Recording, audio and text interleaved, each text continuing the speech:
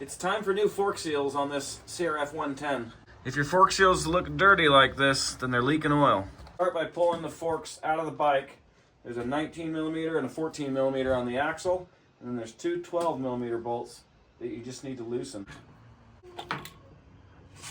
We're going to loosen just this top clamp first, and we're going to break the fork cap free. It'll get that loose. So I left this bottom clamp tight to hold the fork, and the top clamp's loose. Now we can loosen up this cap. Now with the cap loose, we can loosen the bottom clamp and remove the fork. Now with the fork out, let's take the cap off and get it draining.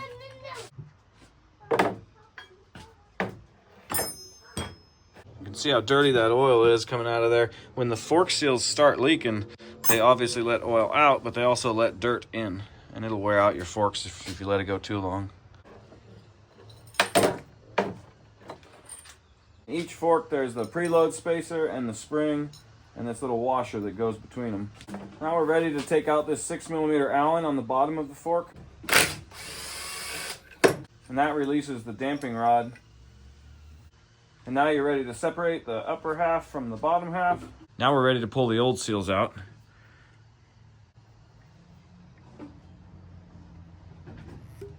Underneath the dust cap is a retainer ring.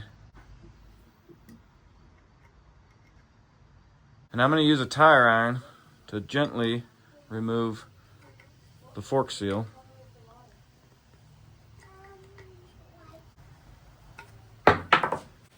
Try to clean this ring that the retaining clip goes in. If too much dirt builds up in there, it's hard to get the clip to stay in. There's a washer down below the fork seal. You don't have to remove that if you're not replacing the bushing. This bike has 100 hours on it, so I'm going to go ahead and replace the bushings inside the fork.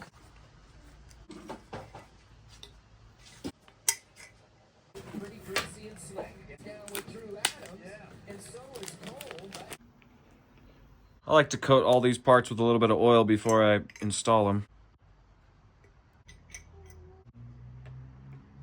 Make sure the fork seal goes in the right way.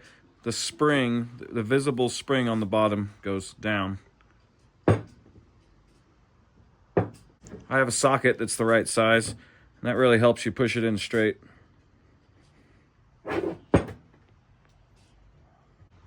So we have the bushing installed, the washer, and the fork seal. Now it's time for the retaining clip.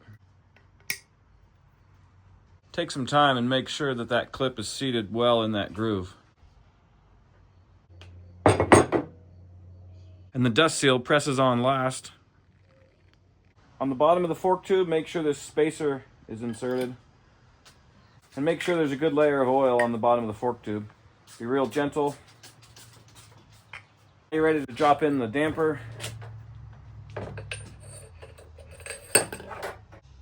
And if you can, change this little crush washer. Every time these brass washers get crushed, as they get tightened, they get a little stiffer and they don't seal as well. I got all these parts off Rocky Mountain ATV. They're pretty cheap. This bolt is supposed to be torqued to 15 foot-pounds. Now it's time to set the oil height.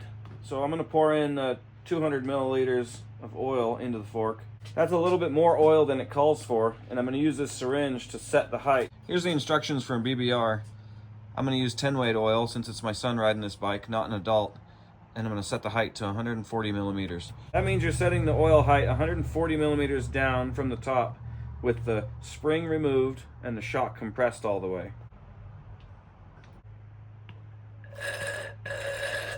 If you don't have a syringe like this, you can just get a tape measure and use it like a dipstick to set the oil height. Don't forget this washer. It goes in on top of the spring, but below the pre-tension tube. Now you can tighten up the fork cap. Now this fork's ready to install. You just got to do all that over again on the other side, and you'll be back on the road. The fork seals on the 110 are some of the easiest fork seals there are to change. I wouldn't be afraid to tackle that project. I'm sure you can do it. I also have a playlist of all the other things we've done to these two 110s that we have.